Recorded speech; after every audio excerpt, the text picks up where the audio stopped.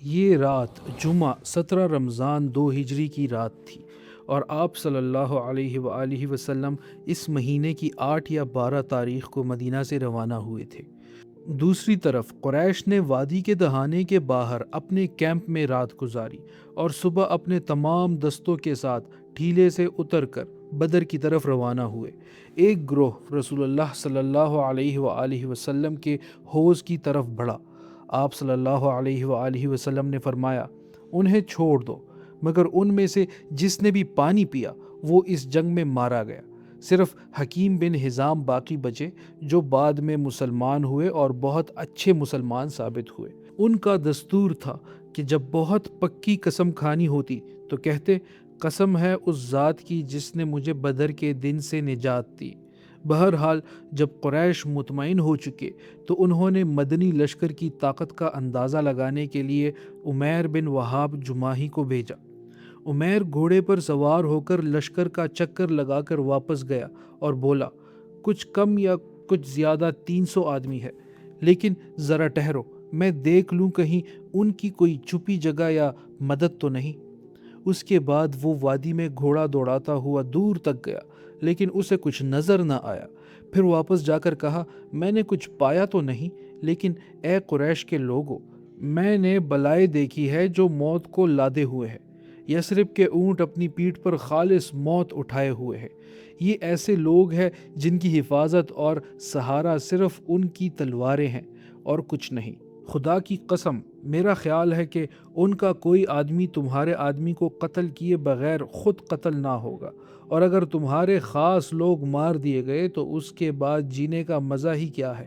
اس لیے اچھی طرح سوچ لو۔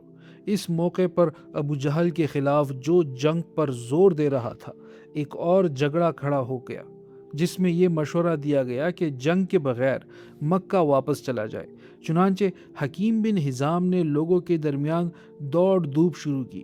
وہ عتبہ بن ربیعہ کے پاس آئے اور بولے، ابو الولید، آپ قریش کے بڑے آدمی ہیں اور واجب الاطاعت سردار ہے، آپ کیوں نہ ایک ایسا کام کر جائیں جس کی وجہ سے ہمیشہ آپ کا ذکر بلائی سے ہو۔ عتبہ نے پوچھا، حکیم، وہ کون سا کام ہے؟ اس نے کہا، آپ لوگوں کو واپس لے جائیے اور اپنے حلیف عمرو بن حضرمی کا معاملہ جو سریہ نخلہ میں مارا گیا تھا اپنے ذمے لے لیں۔ عتبہ نے کہا، مجھے منظور ہے، تم میری طرف سے اس کی ذمہ داری لو۔ وہ میرا حلیف تھا، میں اس کی دیت کا بھی ذمہ دار ہوں اور اس کا جو مال ضائع ہوا اس کا بھی۔ پھر عتبہ نے حکیم بن حزام سے کہا، تم حنظلیہ کے بیٹے کے پاس جاؤ، کیونکہ لوگوں کو بھڑکانے اور معاملہ بگاڑنے کا مجھے اسی سے اندیشہ ہے۔ حنظلیہ کے بیٹے سے مراد ابو جہل تھا۔ حنظلیہ اس کی ماں کا نام تھا۔ اس کے بعد عتبہ بن ربیعہ کھڑے ہوئے اور تقریر کرتے ہوئے بولے، قریش کے لوگوں، تم محمد اور ان کے ساتھیوں سے لڑ کر کوئی بڑی کامیابی حاصل نہیں کرو گے۔ خدا کی قسم، اگر تم نے انہیں مار دیا تو تمہیں ایسے چہرے دیکھنے پڑیں گے جنہیں دیکھنا پسند نہ ہوگا، کیونکہ ہر آدمی اپنے چچا زاد، ماموں زاد یا اپنے ہی قبیلے کے کسی آدمی کو قتل کرے گا۔ اس لیے واپس چلو اور محمد اور باقی عرب کے درمیان معاملہ چھوڑ دو۔ اگر عرب نے انہیں ختم کر دیا تو تمہاری مراد پوری ہو جائے گی، اور اگر دوسری صورت پیش آئی تو محمد تمہیں اس حالت میں پائیں گے کہ تم نے ان کے ساتھ کوئی برا سلوک نہیں کیا۔ ادھر حکیم بن حزام ابو جہل کے پاس پہنچے۔ ابو جہل اس وقت اپنی زرہ ٹھیک کر رہا تھا۔ حکیم نے کہا، اے ابو الحکم، مجھے عتبہ نے تمہارے پاس یہ پیغام دے کر بھیجا ہے۔ ابو جہل نے جواب دیا، خدا کی قسم، محمد اور اس کے ساتھیوں کو دیکھ کر عتبہ ڈر گیا ہے۔ نہیں، ہرگز نہیں، خدا کی قسم، ہم واپس نہیں جائیں گے جب تک اللہ ہمارے اور محمد کے درمیان فیصلہ نہ کر دے۔ عتبہ نے یہ بات اس لیے کہی کہ وہ محمد اور ان کے ساتھیوں کو طاقتور سمجھتا ہے اور اس کا بیٹا بھی ان کے درمیان ہے، اس لیے وہ تمہیں ڈرا رہا ہے۔ عتبہ کے بیٹے ابو حذیفہ رضی اللہ عنہ پہلے ہی اسلام قبول کر چکے تھے اور ہجرت کر کے مدینہ جا چکے تھے۔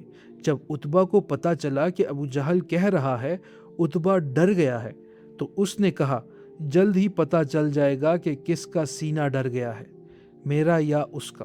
ادھر ابو جہل کو ڈر ہوا کہ کہیں یہ مشورہ طاقت نہ پکڑ لے، اس لیے اس نے فوراً عامر بن حضرمی جو سریہ عبداللہ بن جہش کے مقتول عمر بن حضرمی کا بھائی تھا اس کو بلایا اور کہا، تمہارا حلیف عتبہ چاہتا ہے کہ لوگ واپس چلے جائیں، حالانکہ تم اپنے بھائی کا بدلہ لینے آئے ہو۔ اٹھو اور اپنی مظلومیت اور اپنے بھائی کے قتل کا نعرہ لگاؤ۔ اس پر عامر اٹھ کھڑا ہوا، اپنے کپڑے ہٹا کر چیخنے لگا، وا امرا وا امرا، مطلب ہائے امر ہائے امر۔ اس پر پوری قوم جوش میں آ گئی، معاملہ سنگین ہو گیا اور جنگ کا ارادہ مضبوط ہو گیا۔ عتبہ نے جو سمجھداری کی بات کی تھی وہ بیکار ہو گئی۔ اس طرح ہوش پر جوش غالب آ گیا اور صلح کی کوشش ناکام ہو گئی۔ بہرحال جب مشرکین کا لشکر سامنے آیا اور دونوں فوجیں ایک دوسرے کو نظر آنے لگی تو رسول اللہ صلی اللہ علیہ وآلہ وسلم نے فرمایا، اے اللہ، یہ قریش ہے جو اپنے غرور اور تکبر کے ساتھ تیری مخالفت کرتے ہوئے اور تیرے رسول کو جھٹلاتے ہوئے آ گئے ہیں۔ اے اللہ، اپنی مدد نازل فرما جس کا تو نے وعدہ کیا ہے۔ اے اللہ، آج انہیں شکست دے دے۔ رسول اللہ صلی اللہ علیہ وآلہ وسلم نے عتبہ بن ربیعہ کو اس کے سرخ اونٹ پر دیکھ کر فرمایا، اگر قوم میں سے کسی کے پاس خیر ہے تو سرخ اونٹ والے کے پاس ہے۔ اگر لوگوں نے اس کی بات مان لی تو صحیح راہ پائیں گے۔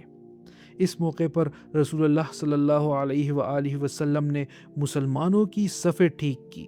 صف ٹھیک کرتے وقت ایک عجیب واقعہ ہوا۔ آپ صلی اللہ علیہ وآلہ وسلم کے ہاتھ میں ایک تیر تھا جس سے آپ صف سیدھی کر رہے تھے۔ آپ نے سعد بن غزیہ رضی اللہ عنہ کے پیٹ پر ہلکا سا دباؤ دیا جو صف سے تھوڑا آگے نکلے ہوئے تھا اور فرمایا، سعد سیدھے ہو جاؤ۔ سعد رضی اللہ عنہ نے کہا، اے اللہ کے رسول، آپ نے مجھے تکلیف دی ہے، میں بدلہ چاہتا ہوں۔ آپ صلی اللہ علیہ وآلہ وسلم نے اپنے آپ کو سامنے کیا اور فرمایا، لو بدلہ لے لو۔ سعد رضی اللہ عنہ فوراً آپ صلی اللہ علیہ وآلہ وسلم سے لپٹ گئے اور آپ کے پیٹ کو چوم لیا۔ آپ نے فرمایا، سعد تم نے یہ کیا کیا؟ انہوں نے کہا، اے اللہ کے رسول، آپ دیکھ رہے ہیں کہ کیا ہونے والا ہے۔ میں چاہتا تھا کہ اس موقع پر میرے آخری عمل یہ ہو کہ میری جلد آپ کی جلد سے لگ جائے۔ اس پر رسول اللہ صلی اللہ علیہ وآلہ وسلم نے ان کے لیے دعائے خیر فرمائی۔ پھر جب صفیں ٹھیک ہو گئی تو آپ صلی اللہ علیہ وآلہ وسلم نے لشکر کو ہدایت دی کہ جب تک آخری حکم نہ ملے جنگ شروع نہ کرے۔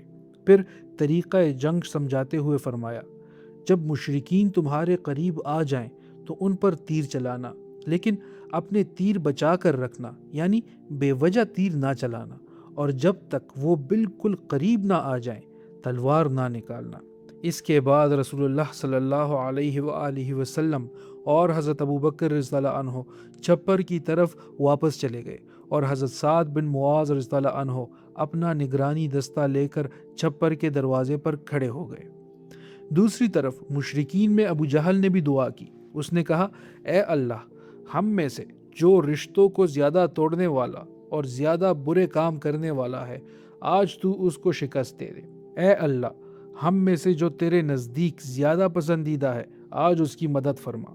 بعد میں اسی بات پر اللہ تعالیٰ نے یہ آیت نازل فرمائی، اگر تم فیصلہ چاہتے ہو تو تمہارے پاس فیصلہ آ گیا، اور اگر تم باز آ جاؤ تو یہی تمہارے لیے بہتر ہے، لیکن اگر تم اپنی اس حرکت کی طرف پلٹو گے تو ہم بھی تمہاری سزا کی طرف پلٹیں گے، اور تمہاری جماعت اگرچہ وہ زیادہ ہی کیوں نہ ہو تمہارے کچھ کام نہ آ سکے گی، اور یاد رکھو کہ اللہ مومنین کے ساتھ ہے۔